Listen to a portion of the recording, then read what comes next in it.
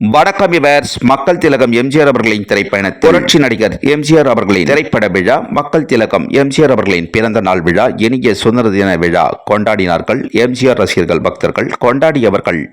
நினைத்ததை முடிப்பவன் எம்ஜிஆர் பக்தர்கள் நற்பணி சங்கம், மக்கள் திலகம் எம்ஜிஆர் அவர்களின் நினைவில்லத்தில் மக்கள் திலகம் எம்ஜிஆர் அவர்களின் திருவுருவச் சிலைக்கு மாலை அணிவித்து கொண்டு சிறப்பித்த எம்ஜிஆர் ரசிகர்கள், பக்தர்கள், பொதுமக்கள் அனைவருக்கும் இனிப்புகள் வழங்கி அன்னதானம் வழங்கினார்கள்.